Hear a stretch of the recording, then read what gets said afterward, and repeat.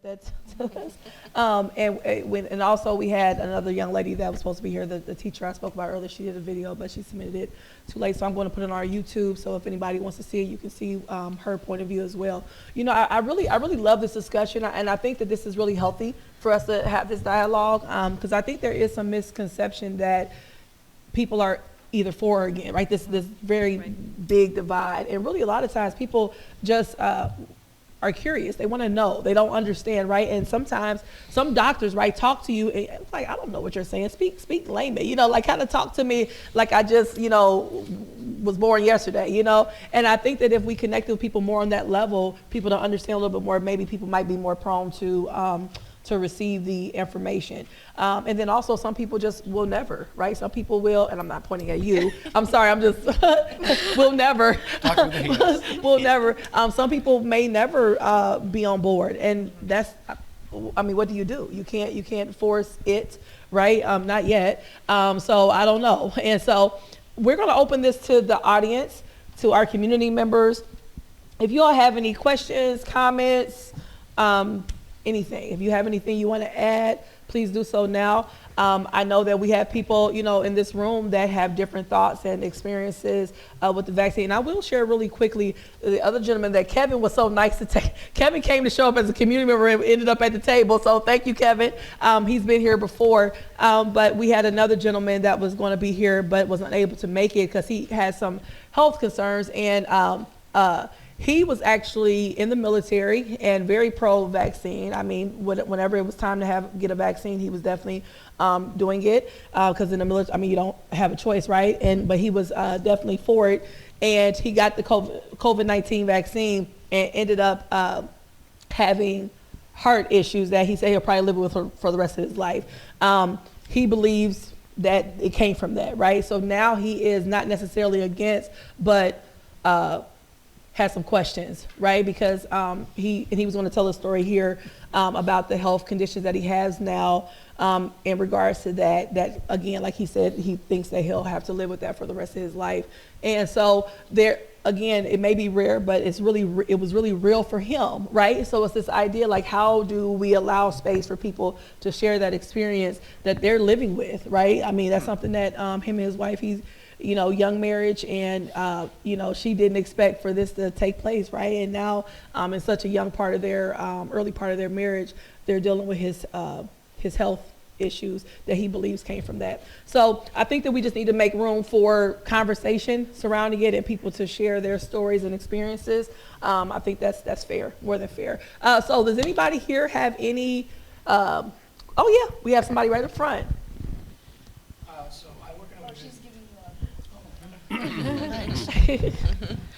So I work in a very kind of niche field of medicine. I'm a medical assistant for an occupational health clinic. I don't have the same amount of education that an RN has. I'm definitely not a doctor. But we see some very specific circumstances come in, like when she brought up the different circumstances that can be transmitted with hepatitis B. We do see that in a lot of different fields that come into us for coming into pre-employment settings, random on-the-job injuries, that sort of thing.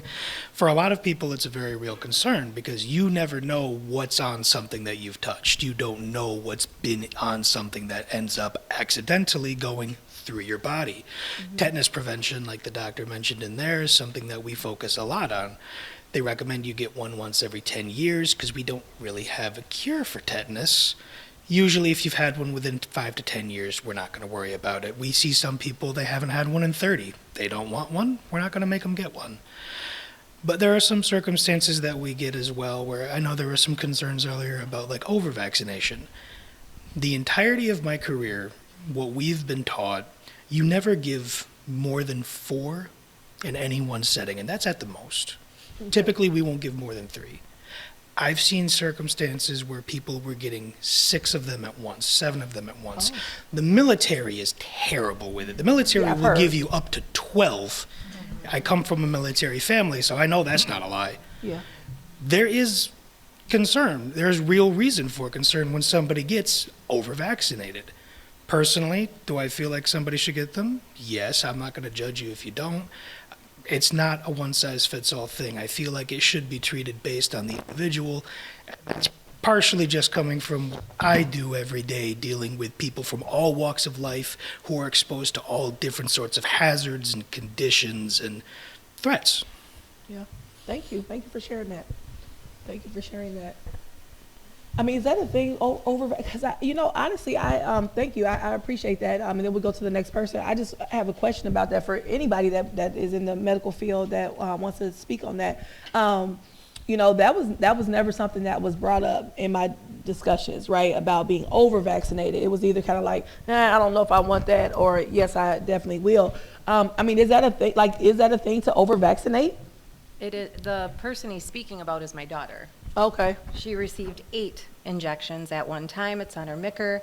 And she was 22 pounds until she was almost 3.5. She had no gut sodium. Like, we had very, very big problems.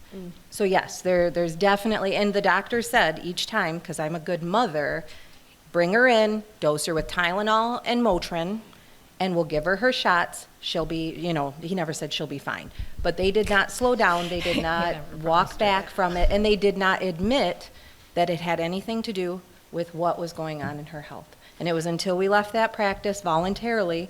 And then that's where, like I said, how is my family so sick when others get a vaccine and it's not a problem? Well, it might not be the vaccine. It might be the nature in which it was given and how it was maybe recklessly given too many at one time. Yeah, and just to clarify, I wasn't second guessing if that actually happened. I guess my question is, can you do that? Are you supposed to do that? Like, give too many? Is there like a limit to how many is supposed to be? That's what I guess I'm curious about. I don't think so, because like I said, the providers that I have heard speak made it sound like it's just a thing. There is no, I don't think there's any regulation. I don't think, they did talk about, the idea of titers. I mean, I think that would be a good idea. Maybe that would stop over vaccinating if your body, if you could test to see if you have the immunity still to something okay. But Catherine? So I'm not aware that over-vaccination is a thing. And again, the vaccines are studied,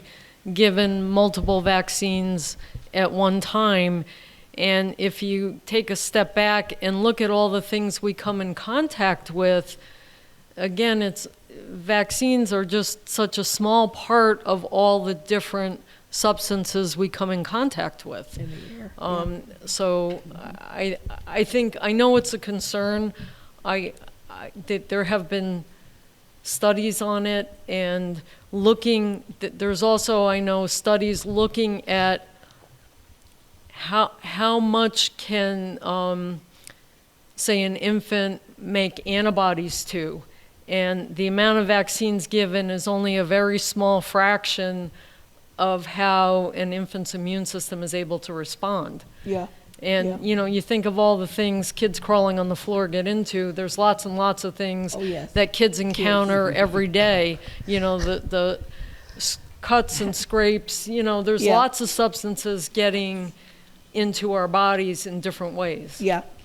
So, thank you. Erin, there's one thing, and I'm not an expert. I am not a medical person at all. I'm just a mom. And I guess back when Holly was a baby and we had these, and I think this would go back to a little bit about what you were saying. It's not just that you're getting 3 shots. You're getting, you're going in for your 3-month checkup, and the doctor has 3 shots to give the baby, but those shots are combination shots. So like the MMR is 3 different diseases that they're vaccinating against.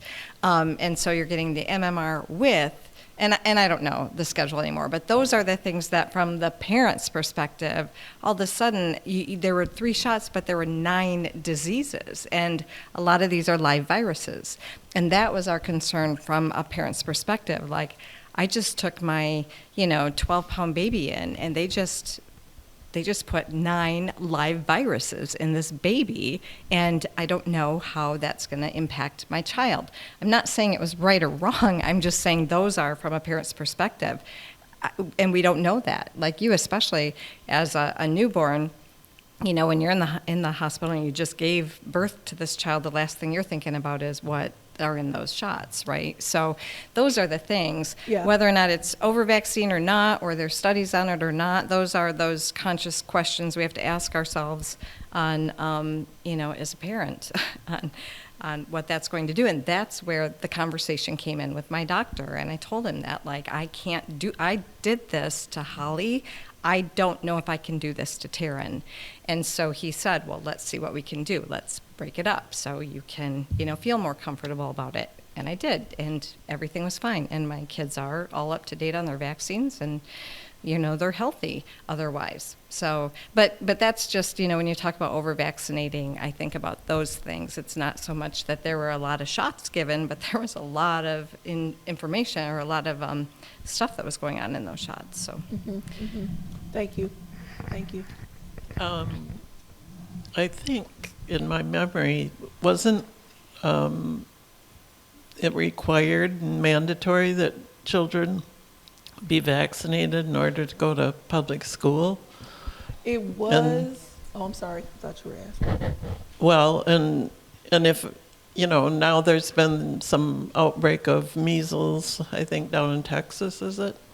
It's like maybe there's a good reason to have mandatory on some things, but I don't know. Yeah, I mean, it used to be, but you could opt out, right? There was There's 3 different exemptions that you Yeah, can like choose. religion, Medical and philosophical. Okay. Yeah. And in those cases where there are identified cases of measles, I wish they would publish who had them and their vaccine record.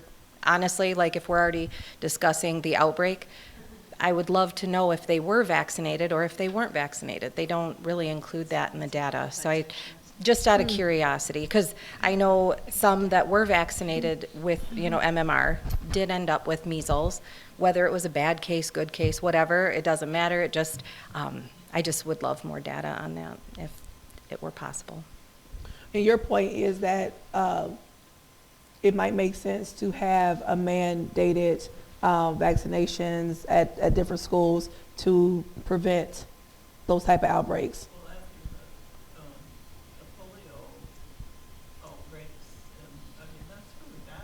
Mm-hmm. If that vaccination can take care of it, for the most part, then yeah. Yeah. No, I hear you. So I just wanted to answer the question about the measles vaccine. 1 dose is 93% effective. 2 doses are 97% effective. So, that means 7% and 3% may come down with measles. And, we can see people who are vaccinated who do get measles. Typically, the cases are very mild in those. And the CDC website about the measles outbreak does list some information about, who was vaccinated. And usually the way they say that is either they weren't vaccinated or their status was not known. So again, you may not have every little piece of information, but there is some information there on that website in case you're interested in looking at that. And thankfully, that Texas outbreak has been declared over. So good. We're thankful for that. Good. Yeah, I think part of the problem, and then I see the person in the back. I think part of the problem is that, of course, most of the people that have concerns are not medical professionals, right? And so you have the media that really amps things up, right? So then people get fearful, they're scared, and they don't have the information sometimes, right? And then if you go to a doctor and say, hey, I have questions, and they say, well, don't ask questions, just get out of my office, that's also a problem, right? So I think that just opening up more communication to help people, first of all, feel like they've been heard and get out their, concerns, and then just answer the questions, right? Because if there's nothing to hide, then what's there to hide, right? We can talk about it, we can be open about this, and hopefully educate people and not allow people to live in fear. All right, so I've got 2 statements and an anecdote. Okay. It's just an anecdote, and anybody can go anywhere they want to go with it. Not an anecdote, but an anecdote. So we don't have antidotes. So anyway, my first statement was, so there's been some discussion about the items that are in the vaccine and how they might interact with the person's body. And then there was a statement that was made about ingestion of some of these items. So I just wanted to kind of put on the table in terms of the reason why we have injections is because it's different from ingestion, or else we take a pill. So I'm not saying that there's an assumption there, but it sounds like there's an assumption that that what we ingest is equivalent to what we inject, and it's not. Because what passes through your digestive tract goes through a different process before it enters the bloodstream, besides raw metals going directly into your bloodstream. So I wanted to put that on the table. That's the medical reason why we have things that go intravenously versus orally, because we know that it's a more direct route. So that's one thing I wanted to just say as a statement. Mm-hmm. The other thing is the question on whether or not things can be overdone, whether we're talking about vaccines, whether we're talking about hotcakes, whether we're talking about drinking water. Well, can you do hotcakes? I mean, I think the question, even as I say it in absurdity, answers itself. Anything can be overdone. And where do we draw the line is something that we need to do more research on. Just because for 150,000 people it didn't do anything, those 10 people, it may have done something. And those 10 people I don't think are easy enough to sweep under the rug. So my antidote is this. I used to work at Zilwaukee. It's a middle school / elementary. There was a student there by the name of Jacob Clinic. He's 13 years old. He was autistic. He was the only student who would, out of everybody, I would always ask students how they're doing, they respond. He was the student who would come to me and say, "How are you doing today, Mr. Mercer?" And so that always touched me. I always talked to his dad about, how he raised him to have those skills against some of the difficulties of sometimes people experience being on the spectrum with communicating. The last time I saw Jacob, he told me, "All right, I'm going to have my COVID vaccine." A couple of days later, he died at his grandmother's house in his sleep. There was nothing wrong physically with Jacob ever in any way, shape, or form.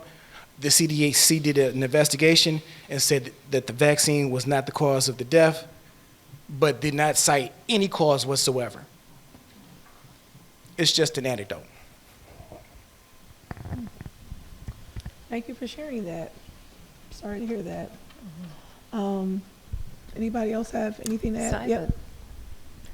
Go ahead. So I, as part of something that I teach to the community is how it's a death and dying class, how to die artfully. And, so part of that class is I take them to a funeral home and we talk about the body presentation, all the parts of death, just so it's in that like desensitized environment so they can ask questions. Mm-hmm. And the person, the gentleman who prepares the bodies, somebody asked them, "Have you seen an increase in, just some COVID-related death and illness, and what is he finding on the inside of the body?"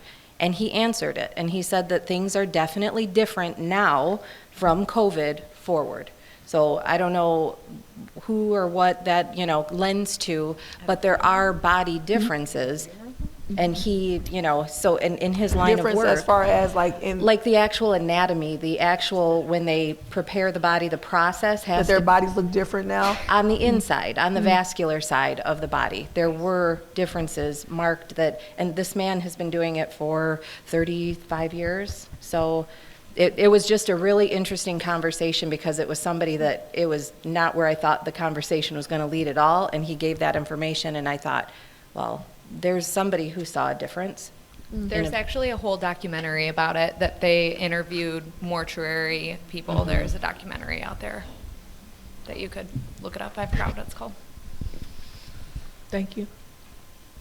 So I just kind of wanted to touch on how we just mentioned ingestion is different than injection, and things that are injected do have a more direct line of action as it's going through the bloodstream and thereby to the brain potentially. There is a blood-brain barrier, but especially as it relates to our children, that blood-brain barrier is still developing all the way up into their adolescence. And so with all of the ingredients that are included in these shots, the culmination of all of them has a higher probability of making their way into the brain to damage neural tissue, on top of the fact that the kidneys, which are used for filtering and excreting out some of these other excess things that we don't need, those aren't even fully developing up until around the age of 2. So to say yes to vaccine or no to vaccine, I'm not going to say either way, but I will say that like countries like Japan have seen their rate of like SIDS and childhood deaths go down to almost 0 by extending and delaying their vaccine schedule up until about the age of 2, and then starting their vaccines at that point to give the body an ability to already like figure out how to protect itself just a little bit more and get rid of the things that don't need to be still in the body. And so I just think that if you're going to choose to vaccinate, maybe consider not doing them so young and then waiting a little bit later so that the body has a better chance of responding to it appropriately. Thank you for that perspective. Thank you. Thank you. Somebody in the back. It's interesting. I didn't know that about the 2 years. I didn't know that. Yeah, go ahead, Catherine. Just make a comment. Sure. Something like pertussis, whooping cough, is extremely dangerous to kids under the age of 1. So adults and older kids get it, and there's an awful hacking cough, and it's, really very troublesome. But the babies, they stop breathing and they turn blue, and sometimes they just die. And so, again, ask the questions, get the information from your doctor, from your nurse practitioner, whoever you're seeing, if there's a concern, because some of these things really should not be put off, and the schedule's a schedule for a reason. Thank you. With the schedule. That's scary. With that. Question. Okay. Okay. I think the premise behind it, just to generalize, is fear. Also, healthcare. You don't want people to be sick. We know that germs spread like a wildfire. And then immunities, immune systems, you have to take that into account as well. I think it's just for the better good of humanity that's the thought process. So they just don't want this huge outbreak where it just runs rampant, and then you just have this high count of deaths and things of that nature. Healthcare systems just can't keep up. We saw it during COVID. They could not keep up, and they lost people because of that.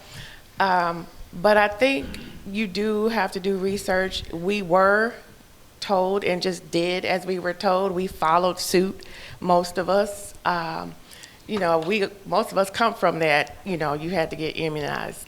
But breastfeeding is important. If you are able to, that helps with your child's, immunity. I breastfed both mine. They were not sick, but they also had immunizations. And I was just talking about the flu shot. I've never had it. I don't plan on getting it. And reason being is because I don't get sick. So my thought process is, if I'm not getting sick, why am I going to get that? For me, so not to say, they say when you get older, you need it, so I'll wait and cross that bridge when I get there. But I just think you're not older yet? I'm almost there, but still haven't gotten sick. I did get the 2 rounds of the COVID shot. I did. But I don't know. I think that they are doing it, their thought process. Of course, we know there's money in everything.